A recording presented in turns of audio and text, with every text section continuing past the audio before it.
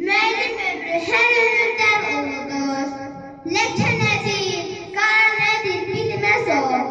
Müəllim ömrü sabahların yoludur. Nə çəkiyə, nə ölçüyə gəlməz o.